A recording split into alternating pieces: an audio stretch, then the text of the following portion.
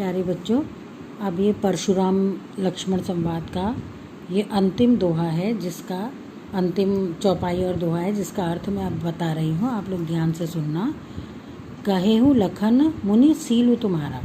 तो अब लक्ष्मण जी क्या कह रहे हैं कि हे मुनि, आपके शील के बारे में या आपके व्यवहार के बारे में को नहीं जान विदित संसारा। इस संसार में कौन नहीं जानता, सारे संसार को वो तो ज्ञात है, सारा संसार उसको जानता है।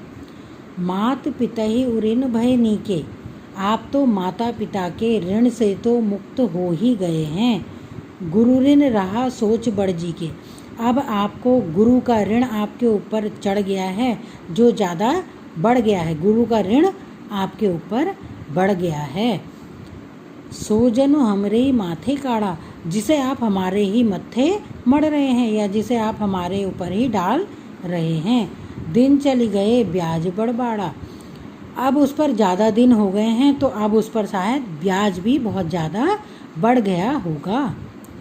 अब आने व्यवहारिया बोले। अब आप किसी हिसाब किताब करने वाले को ले आइए, किसी व्यापारी को ले आइए और उससे व्यवहार कर लीजिए, उससे मतलब हिसाब किताब बना लीजिए। तुरंत देव में थैली खोली, और तुरंत ही जितना भी ऋण हो चुका है मैं उसे अपनी थैली खोल करके अभी आपका ऋण चुकता कर देता हूँ, या अभी आपका ऋण पूरा कर देता हूँ। सुनी कटु वचन कुठार सुधारा। उनके लक्ष्मण जी के कठोर वचन को सुन करके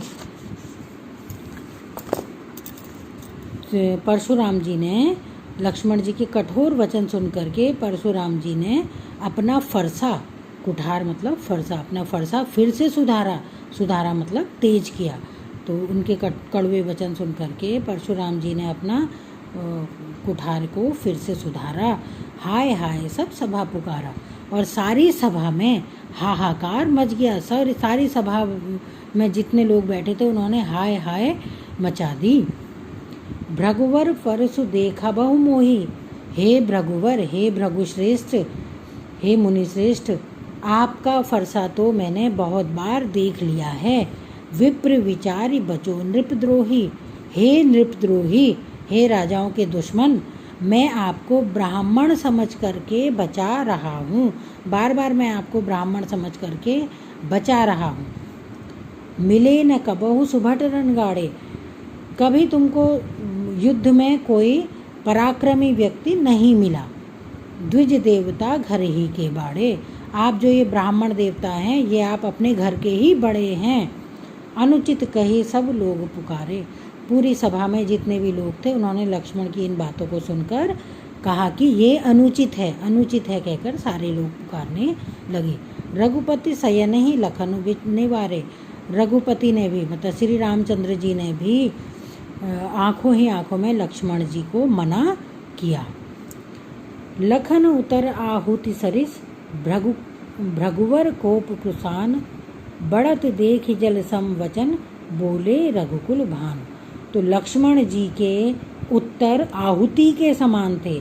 आहुति क्या होती है? जैसे जब हम कहीं हवन वगैरह होता है तो उसमें जो सामग्री डालते हैं, घी वगैरह, तो वो सामग्री डाल करके अग्नि और भी प्रज्वलित हो जाती है, और भी ज़्यादा तेज़ हो जाती है वो अग्नि।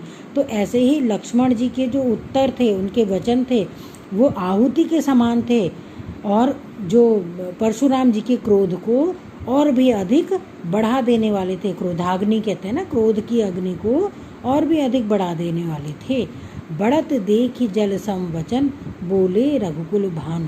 तो लक्ष्मण जी के आहुति के समान वचन सुन करके परशुराम जी का क्रोध और भी बढ़ता हुआ देख करके श्री रामचंद्र जी जल के समान शीतल वचन से बोले, यानी जल के समान शीतल वचन से बोले। तो जल के समान शीतल वचन ने क्या हुआ कि उनके क्रोध को शांत करने का प्रयास किया परशुराम जी के। तो जल के समान शीतल वचन में रघुकुल के पुत्र, रघुकुल भानु मतलब रघुकुल के सूर्य ऐसे शीतल वचन में बोले।